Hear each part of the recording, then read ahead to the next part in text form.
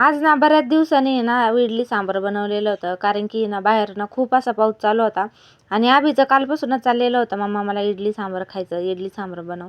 तर म्हटलं चला आज बनवूया. मग मी नाही तर रात्रीचं इडलीचं पीठ ना बॅटर भिजत टाकलं होतं आणि छान असं बनवून घेतलं.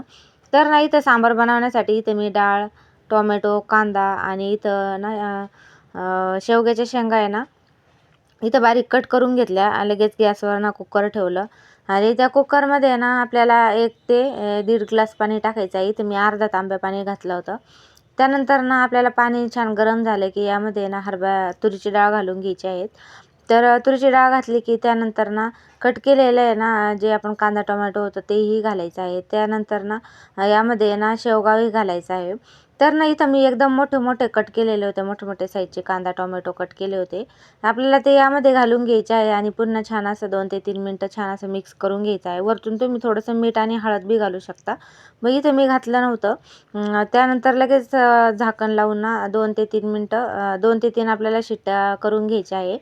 त्यानंतर इथं बघू शकता, इथं मी रात्रीचं बॅटर ना बारीक करून ठेवलेलं होतं भिजायला आणि बघू शकता एकदम छान असं फुललेलं होतं.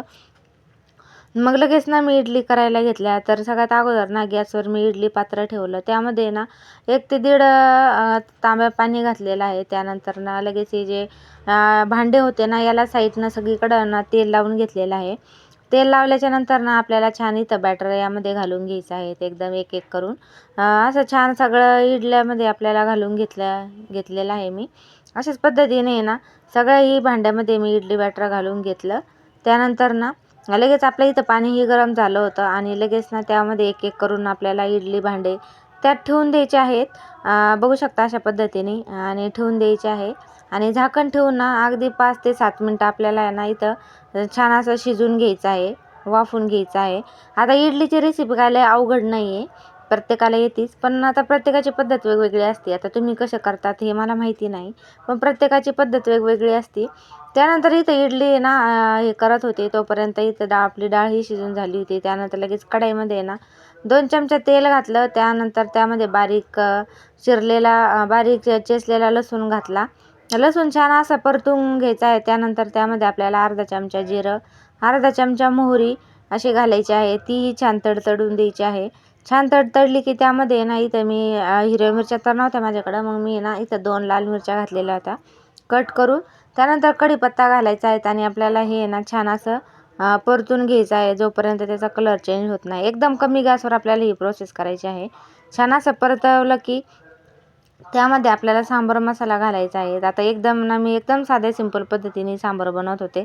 सांबार बनवण्याचे खूप असे प्रकार आहे. तर ना हे एकदम साधे सिंपल पद्धतीचं आहे. नाहीतर काही लोक पुन्हा येणार कमेंट करणार, म्हणणार की नाही काय हे असं सांबार कोण बनवतं. एकदम साधे सिंपल पद्धतीने मी सांबार बनवत होते. छान असा मसाला घालून त्यालाही छान फोडणी द्यायची आहे.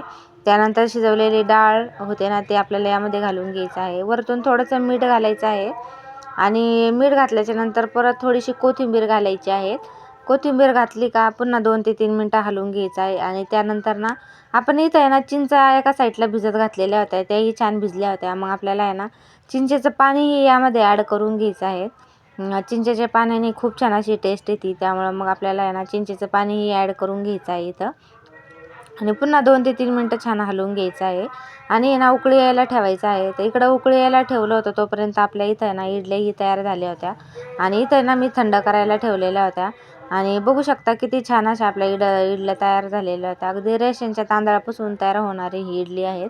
एकदम छान आहे आणि बघू शकता एकदम थंड झाल्यावर एकदम हातानेही निघत होत्या त्या, इकडं तुटलेल्या नव्हत्या आणि एकदम इतक्या छान अशा टम्म फुगलेल्या होत्या ना. तर खूपच छान अशा आपल्या इथे इडल्या टम्म फुगलेल्या होत्या. त्यानंतर मी ह्याही सगळ्या काढून घेतल्या आणि तुम्ही बघू शकता मी तुम्हाला एक तोडूनही दाखवते. एकदम मऊसूत आणि टम्म फुगलेली झाली होती. तोंडात टाकताच विरघळणारी अशी आपली इडली तयार होती. त्यानंतर ना 5 ते 7 मिनटामध्ये आपल्या इथं सांबारही तयार झाला. इडल्याही एका साईडनं काढून घेतल्या.